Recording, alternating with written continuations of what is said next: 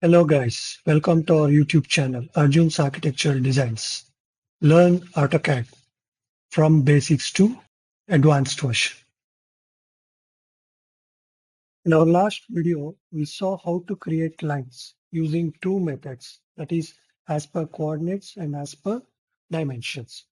So today we'll see how to create a polyline and what is the difference between a polyline and a normal line in AutoCAD. So first we'll start with a new drawing.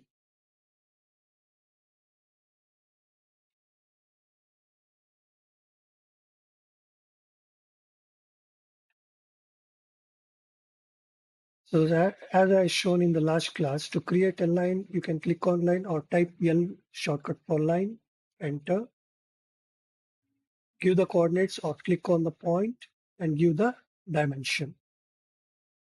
Switch on ortho, can type the dimension in any direction you want, keep the cursor and give the dimension.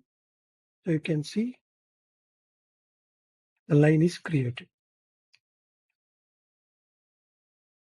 To end the command, double enter or escape to come to the home screen. Now this is created using line command. Now we'll create a polyline the same way as we did for this square. So click on polyline. Shortcut for polyline is PL. Enter. Now click the first point. The procedure is same, viewing the dimension in any direction you want, keeping the cursor in that direction. Give the dimension 10, 10 units, 10 units, 10 units. Now to end the command, I'll press escape. Now this both square looks the same, but this is created using line and this is created using polyline.